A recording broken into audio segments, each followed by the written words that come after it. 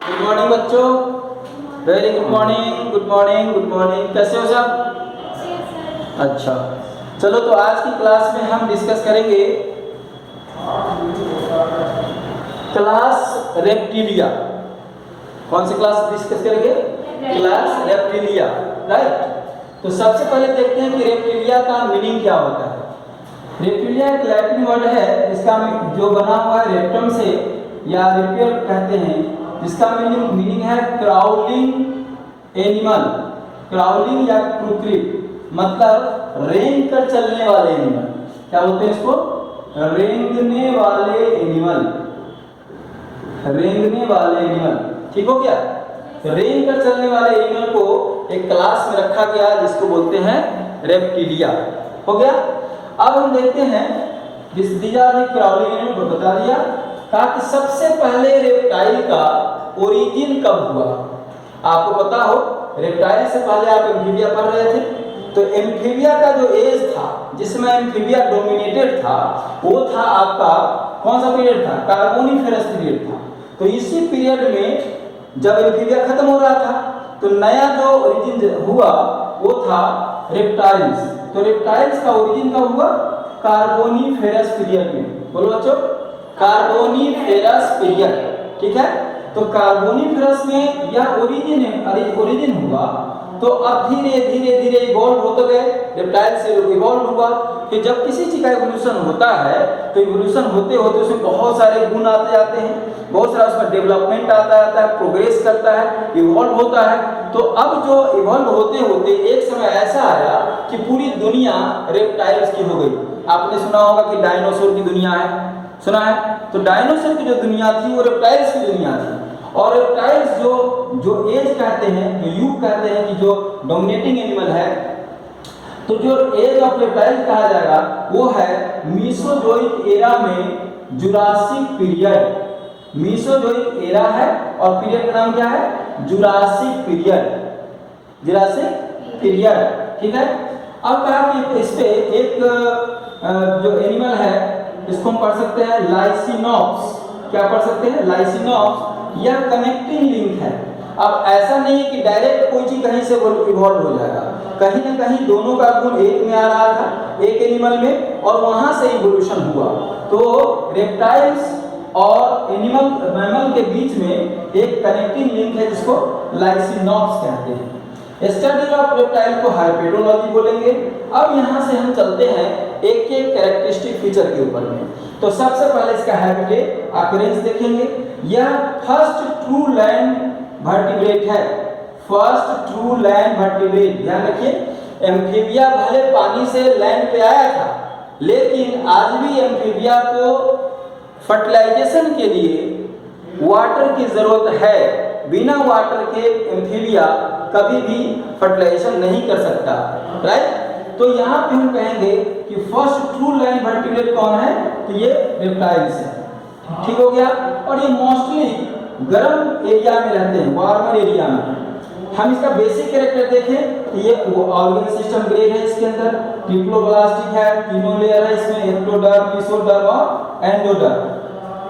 Tube with in tube body plan है और इसमें भी फर्स्ट माउथ एनस बनता है, तो इसलिए हम इसको बोलते हैं कि ड्यूटेरोस्टोमियम है, राइट। बाइलैटरल सिमेट्री है, दोनों का जो बाजू होगा ये कट करेंगे तो दोनों बगल वाला चीज इक्वल होगा, इसलिए इसमें बाइलैटरल सिमेट्री है। इसका सिलोम कैसा है? ट्रू सिलोम है। ट्रू सिलोम का मतलब ये इंटेरोसिलोमेट है। इंटेरोसिलोमेट दो प्रकार के सिलोम होते हैं ट्रू सिलोम में, साइजोसिलोम और इंटेरोसिलोम। तो इसका जो है ग्रोथ कैसे होता है, सिलोम का कैसे बनते हैं? ये गट के आउटग्रोथ से बनते हैं, दैट्स व्हाई इट इज इंटेरोसिलोम। अब इंटेरोसिलोम रेप्टाइल में तो है ही है, साथ साथ एप्स और मैमल में भी है। तो नीट का जो क्वेश्चन आता है वो यहाँ पर इस तरह से आएगा कि इंटेरोसिलोम में से कौन कौन है। आजकल जो स्टेटमेंट देके दिया जा रहा है ना, तो कहा जाएगा इनमें से कौन से जो है वो इंटेरोसिलोम है। तो क्या जवाब होगा इसका? इसमें रेप्टाइल्स भी है, एप्स भी और मैमल्स भी है, राइट। इसका जो क्लीवेज है वह इंडिटरमिनेट है और रेडियल और इंडिटरमिनेट क्लीवेज है। अब जो सबसे बड़ी बात है कि यहाँ पर जो नोटोकॉर्ड है इसका डेवलपमेंट वर्टिब्रल कॉलम में हो जाता है। जैसे अब जो हमारे पास है ये वर्टिब्रली है अब हमारे पास नोटोकॉर्ड नहीं है, तो यहाँ से स्टार्ट करते हैं कि notochord develops into vertebral column. ठीक है जी, तो ये एक कैरेक्टर हुआ। अब आगे का कैरेक्टर यहाँ देखते हैं कि ब्रेन बॉक्स इसमें है, ब्रेन बॉक्स इसमें है और वेल डेवलप्ड इसका जॉ है। जॉ का मतलब हुआ कि इसी में डेंटिशन है और वगैरह वगैरह है। 2 पेयर लिम्स है, 4 लिम्स है और हैंड लिम्स है। 1 पेयर 4 लिम्स और 1 पेयर हैंड लिम्स है। लेकिन कहीं कहीं पर लिम्ब नहीं भी है, आपने देखा होगा स्नेक्स वगैरह में तो लिम्बलेस होते हैं, लिम्बलेस। ठीक है, या कोल्ड ब्लडेड एनिमल है, इसी को हम क्वाड्रिलेटरल बोलेंगे और एक्टोथर्मिक बोलेंगे। क्यों बोलेंगे सो समझिए, कहा कि ये इसका जो बॉडी का टेम्परेचर है या सराउंडिंग के टेम्परेचर पर डिपेंड करेगा। मतलब कि सराउंडिंग में ठंडा हो गया तो इसका बॉडी का टेम्परेचर भी गिर जाएगा, सराउंडिंग में गर्मी हो गई तो इसका भी बॉडी टेम्परेचर बहुत बढ़ जाएगा। लेकिन इस बॉडी टेम्परेचर पे हमारे एंजाइमेटिक एक्टिविटी खराब हो जाएंगे, इसलिए ये हाइबरनेशन और डिस्ट्रीब्यूशन में भी जाते हैं। और बॉडी टेम्परेचर बाहर पर डिपेंड करता है, तो बाहर का टर्म क्या है एक्टोथर्मिक। हम लोगों का कैसा है एंडोथर्मिक, हम लोगों का कैसा है एंडोथर्मिक। और ये है कोल्ड ब्लडेड, हम लोग है वार्म ब्लडेड। यहाँ किडनी जो है एक्सक्रीटरी ऑर्गन है और किडनी में प्रकार है इसका मेटानेफ्रिक किडनी। और एक बात यहाँ बताऊं आपको कि मेटानेफ्रिक किडनी कहाँ है, नीट के पॉइंट ऑफ व्यू से समझ ध्यान रखोगे कि नीट में किस तरह से आता है। फिर स्टेटमेंट दे दिया आपको कि क्या कि मेटानेफ्रिक किडनी कौन कौन से किस किस में है, तो ए में दे दिया कि मोलस्का रेप्टाइल्स में है, बी में दे दिया एप्स और मैमल में दे दिया, फिर मोलस्का मैमल में दे दिया। कहा कि ये भी 3 सही है, बात समझे। तो इसलिए रूट जानिए कि मोलस्का में भी है मेटानेफ्रिक किडनी, रेप्टाइल्स में भी है, एप्स में और मैमल्स में भी है। क्लियर हो गया? Yes sir. Okay, close type इसका सर्कुलेटरी सिस्टम है। अभी हम डिस्कस कर रहे थे यहाँ पे कि क्लोज टाइप सर्कुलेटरी सिस्टम है, मतलब ब्लड जो फ्लो करेगा वो आर्टरी और वेन में करेगा। ठीक है जी, ओके। अब हार्ट इसका है 3.5 चैम्बर हार्ट है और ये हार्ट इसके बाद में थोड़ा सा एडवांसमेंट आता है, इवोल्यूशन होता है, तब बढ़ता है 4 चैम्बर हार्ट। और ये है आपके क्रोकोडाइल में, एलिगेटर में और ग्रेवियलिस में। ठीक हो गया। इसमें स्कल जो है इसका स्कल या मोनोकंडाइलिक है। मोनोकंडाइलिक का मतलब हुआ कि एक ऑक्सीपिटल कंडाइल है, यहाँ पर एक ऑक्सीपिटल कंडाइल है, 1 ऑक्सीपिटल कंडाइल। ठीक है, ये कंडाइल क्या करता है, ये वर्टिब्री से आर्टिकुलेट करेगा, राइट। ये वर्टिब्री से इस तरह से ऐसे आर्टिकुलेट करेगा, तो यहाँ पर मोनोकंडाइलिक स्कल है। और वर्टिब्री का कैसा है, प्रोसिलस है। प्रोसिलस बहुत ही प्रिमिटिव है, इसका कॉन्केविटी के आधार पर हम लोग नाम लिखते हैं, प्रोसिलस, एम्फिसिलस वगैरह वगैरह। इसका क्रेनियल नर्व कितना है, 12 पेयर के क्रेनियल नर्व्स है। क्रेनियल नर्व्स ये यहाँ पर देखेंगे कि सब जगह गया हुआ है, जैसे आंख से गया हुआ है आपके ब्रेन में, कान से गया हुआ है, नोज से गया हुआ है, इसको क्रेनियल नर्व्स बोलते हैं। ये फिक्स होता है 12 पेयर। इसका चूंकि ये अंडज है, ये कैसा है ओविपेरस है, तो ओविपेरस है तो इसका मतलब क्या होगा, इसके अंदर में अंडा देगा ये। अब अंडा बाहर रहेगा तो इसको क्या चाहिए, प्रोटेक्शन चाहिए। ठीक है, तो प्रोटेक्शन अंडे के अंदर में बच्चा उसको नरिशमेंट के लिए चाहिए, तो बच्चा पलेगा कैसे, उसको न्यूट्रिशन चाहिए। तो न्यूट्रिशन के लिए यहाँ पर एग है। मैक्रोलेसिथल का मतलब है कि एग के अंदर ये जो योग सेट होगा जो न्यूट्रिशन प्रोवाइड करेगा ये बड़ी मात्रा में होगा, ज्यादा अमाउंट में होगा, तो ज्यादा के टर्म क्या लेते हैं मैक्रो, इसलिए है मैक्रोलेसिथल। और ये साइड में होगा इसलिए क्या है टीलोलेसिथल। तो ये कैसा होगा इसका मैक्रो और टीलोलेसिथल। अब ये प्रोटेक्शन चाहिए तो चारों तरफ में सेल लगेगा, सेल रहता है, इसलिए इसको फिल्डोइक एग कहते हैं। अब इसके साथ साथ यहाँ पर ये एक्स्ट्रा एम्ब्रियोनिक मेम्ब्रेन भी डेवलप हुआ, इसलिए इसको एमनियोट्स कहते हैं। अब एक क्वेश्चन है कि एमनियोट्स जो है उसमें कितने लेयर हैं, तो एमनियोन, कॉरियोन, एरेंट्राइज और योग सेल। ठीक हो गया। अब कहा कि एमनियोट्स तो है ये, साथ साथ में देखिए कि अब इसका हम बॉडी मेटाबॉलिक कैरेक्टर देखते हैं। बॉडी मेटाबॉलिक कैरेक्टर में पहले डाइजेशन देखते हैं। डाइजेशन इसका कंप्लीट है। कंप्लीट डाइजेशन का मतलब है जिसको माउथ से स्टार्ट होगा और एनस में जाकर के टर्मिनेट होगा। लेकिन यहाँ पे माउथ में स्टार्ट तो जरूर होगा, लेकिन जो इसका अंतिम है फूड वह एनस न होकर क्या है क्लोएका है। आप सबको पता है क्लोएका क्या होता है। Cloaca is common opening for the removal of wastage material as well as genital material, right, जिसमें कि स्पर्म भी उसी से निकलेगा और एक्सक्रीटरी मटेरियल भी उसी से निकलेगा। जैसे हम लोगों में होता है यूरिनोजेनाइटल जो पेनिस है, जो यूरेथ्रा है, उसी से स्पर्म भी निकलता है, उसी से स्पर्म भी निकलता है, उसी से आपको यूरिनल भी होता है। ठीक है, तो कॉमन ओपनिंग है, तो यहाँ पर कॉमन ओपनिंग को क्या बोलते हैं? क्लोएका बोलते हैं। ठीक हो गया। अब यहाँ पर कह रहा है कि माउथ के अंदर में टीथ है, और जो टीथ है वो दो प्रकार के हैं। एक है प्लूरोडॉन। प्लूरोडॉन का मतलब है जो इनवर्ड डायरेक्टेड टीथ है, जैसे आप स्नेक्स वगैरह में देखिए, लिजार्ड में देखिए, ये देखिए यहाँ पर, ये है प्लूरोडॉन। ठीक है जी, और इसका माटा, इसका ऑर्डर होगा, हम अभी आगे बात करेंगे इस पे। इसका दूसरा जो है वो है थिकोडॉन। ये देखिए बहुत ही डेवलपमेंट में, इवोल्यूशन में एक आप समझने वाली बात है। ऑफ पेनिजी क्या होता है? तो ये रेप्टाइल्स के हार्ट में मौजूद होता है। ठीक है जी। रीनल पोर्टल सिस्टम इसमें लेस डेवलप्ड है। ठीक है, और सिस्टेमिक आर्क इसमें देखेंगे तो सिस्टेमिक आर्क दोनों प्रकार के सिस्टेमिक आर्क है, राइट सिस्टेमिक आर्क और left systemic arc, both present in reptiles. ठीक है, only right systemic arc present in birds, only left systemic arc present in mammals. So this is all about the reptilia. अब इसके हम आगे का character और discuss करेंगे अगली क्लास में। Thank you. गुड मॉर्निंग बच्चों। Good morning sir. Good morning, good morning. कैसे हो सब? अच्छे सर। चलिए, तो कल हम लोग क्लास में स्टार्ट किए थे क्लास रेप्टिलिया। क्या स्टार्ट किया था? रेप्टिलिया। तो रेप्टिलिया में काफी हद तक हमने उसका प्रॉपर्टीज, उसके जो कैरेक्टरिस्टिक्स फीचर थे वो हम देख रहे थे। आज हम देखेंगे उसके आगे, जैसे डाइजेशन, रेस्पिरेशन वगैरह देख लिया था।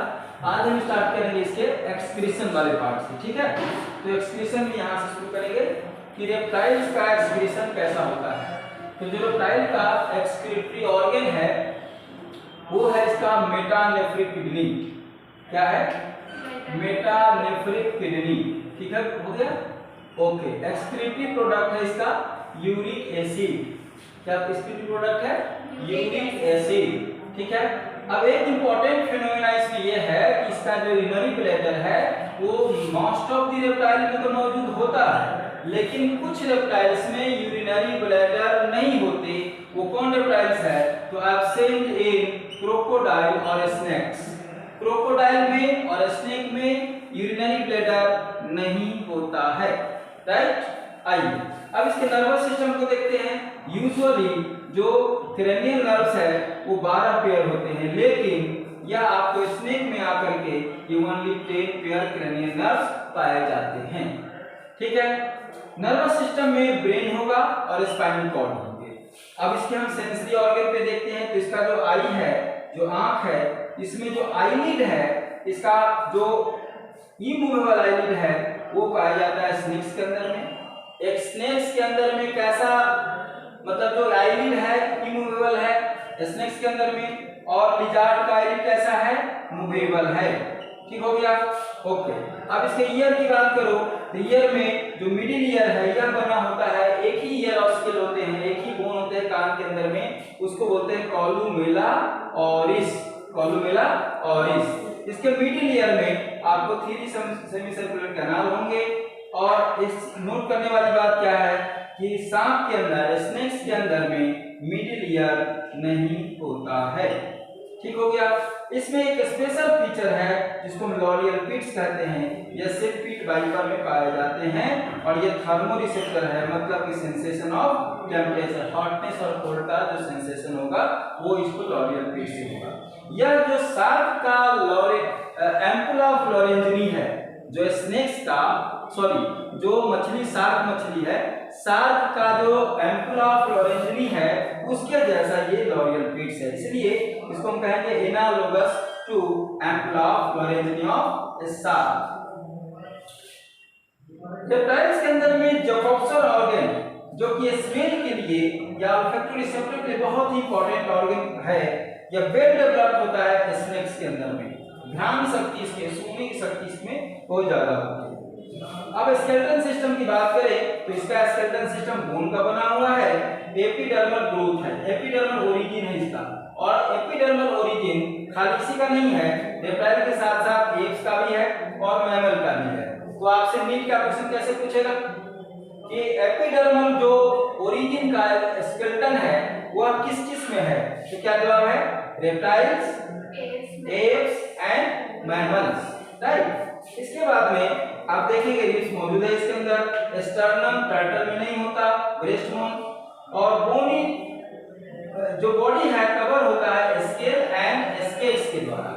ठीक हो गया। अब आइए इसका जो स्केलेटन में नेक्स्ट है कि dry horny scales cover the skin which prevent loss of water. यहाँ पर एक बहुत ही जो इम्पोर्टेंट एडेप्टेशन है टेरेस्ट्रियल एडेप्टेशन। क्योंकि देखिए ये क्या है, आप एम्फीबिया से रेप्टाइल्स की तरफ आ रहे हैं, मतलब पहले पानी में थे, पानी में सारा चीज हो रहा था, अब क्या है जब सारा चीज लैंड पे होना है, पानी है ही नहीं, तो पानी को आपको बचाना पड़ेगा सेविंग के लिए। तो पानी में लॉस ऑफ वाटर को बचाने के लिए आपके ऊपर में क्या है, dry horny scales. Dry horny scale, उसका फायदा क्या है, इससे पानी की बचत होगी। ठीक हो गया। अच्छा, इसके बाद में एक डाइसिस है। एक डाइसिस क्या होता है, आप भी सुने होंगे कि आर्थ्रोपोडा में डाइसिस होता है, तो यह एक डाइसिस है सिमिलर टू आर्थ्रोपोडा, और ये कास्टिंग ऑफ स्किन का निकलना, या हम स्केल्स, स्किन के ऊपर में स्केल है तो शेडिंग ऑफ स्केल्स भी कहेंगे। हो गया, इतनी बातें क्लियर है। चलिए अब इसका रिप्रोडक्शन यूनिसेक्सुअल है, सेक्स के साथ सेपरेट, मेल और फीमेल होता है, सबको पता है। नाग नागिन है ना, नाग नागिन मर्द और औरत। तो फर्टिलाइजेशन इसका इंटरनल है, और इसमें जो सबसे इंपॉर्टेंट एक बात कही जाती है कि यह 3 कैरेक्टर थे जिसकी वजह से जो रेप्टाइल है वो पूरे लैंड पे फ्लोरिश हुआ। आप सोचो एक जमाने में डायनासोर का कितना बड़ा साम्राज्य था, तो कहा क्यों ऐसा था, इतना डोमिनेंसी, इतनी जो फ्लोरिशनेस थी, इतनी जो डेवलपमेंट थी, वो क्यों थी। कहा उसके 3 कारण हैं। पहला कारण इंटरनल फर्टिलाइजेशन, मतलब पानी से हमारी कोई डिपेंडेंसी नहीं है फर्टिलाइजेशन के लिए। आप एम्फीबिया को देखो, आज भी वो पानी के लिए क्या, मतलब फर्टिलाइजेशन के लिए क्या करेंगे, उसको वाटर पर सहारा लेना पड़ेगा। लेकिन इंटरनल फर्टिलाइजेशन विदाउट पानी हम इंटरनल फर्टिलाइजेशन करेंगे, तो उसमें सबसे बड़ा एक इंपॉर्टेंट रोल प्ले करेगा। दूसरा, कहा कि जो अंडा देगा उसमें उसके ऊपर में शेल है, मतलब प्रोटेक्शन है, तो इसको मरने की जरूरत नहीं है, बचेगा, यहाँ प्रोटेक्शन है। तीसरा, एक्स्ट्रा एम्ब्रियोनिक मेम्ब्रेन। तो ये तीनों चीज याद रखेंगे कि जो 3 कैरेक्टर थे जिसकी वजह से रेप्टाइल जो है एक ट्रू लैंड वर्टिब्रेट और पूरे फ्लोरिश हो गया लैंड पे, उसके कारण ये तीनों हैं। ठीक हो गया। अब हम देखते हैं कि इसमें मोस्टली जो है ये अंडज है, वो भी पेरस है, अंडा देने वाले हैं, लेकिन कुछ जो है ये विविपेरस है। विविपेरस का क्या कौन है, वाइपरस सेक्स में हाइड्रोसोमा है, लिजार्ड है, कैमलियन लिजार्ड की वैरायटी है, और हाइड्रोफिफिरिस है, ये क्या है, ये बच्चा देते हैं। ठीक हो गया। अब करें बॉडी स्ट्रक्चर देखा जाए तो बॉडी स्ट्रक्चर में इसके स्किन जो है वो ड्राई हॉर्नी स्केल से बना हुआ है, तभी मैंने बताया आपको। बॉडी डिवाइडेड है 3 में, हेड, नेक, ट्रंक और टेल में। ठीक हो गया। लिम्स है, 4 पैर है इसके पास, टेट्रापोड्स है, और पेंटाडेक्टाइल है, 5 फिंगर है इसमें लिम्स के अंदर में। डिजिट्स और फिंगर है, इसके अंदर में क्लाउड है, पंजा है। कुछ में लिम्स एब्सेंट होते हैं, तो किस में एब्सेंट होते हैं, कुछ लिजार्ड्स है जिसमें लिम्स नहीं होते, और जितने स्नेक्स हैं ऑल स्नेक्स लिम्बलेस होते हैं। स्किन के ऊपर में यूं तो कोई ग्लैंड आपको नहीं दिखेगा, लेकिन कुछ के अंदर में कुछ ग्लैंड्स दिखेंगे, तो नाम जान लीजिए। ठीक है जी। एक है फीमरल ग्लैंड जो लिजार्ड में पाया जाएगा, स्टिंग ग्लैंड जो कि स्नेक में पाया जाएगा इसके स्किन पे, मस्क ग्लैंड है जो कि क्रोकोडाइल में पाया जाएगा। और ये तीनों ही gland, all these 3 glands secrete करते हैं एक हार्मोन जिसका नाम है, एक एक्टो हार्मोन है जिसका नाम है फेरोमोन। और फेरोमोन की कैरेक्टरिस्टिक क्या है कि वो अपने स्पीशीज को आइडेंटिफाई करता चलता है, समझे ना। यह आपको आर्थ्रोपोडा में मिलेगा। आल्सो इन क्लास इंसेक्टा, आप देखो चींटियां जो है लाइन से चलती रहती है, तो चींटियां लाइन से ऐसे चलती रहती है कि उसका अपने स्पीशीज को आइडेंटिफाई करने वाला हार्मोन क्या है, एक्टो हार्मोन फेरोमोन सिक्रीट करता रहता है। ठीक हो गया। चलो तब इसके आगे अब यहाँ रखते हैं, फिर इसके आगे बात करते हैं। ओके।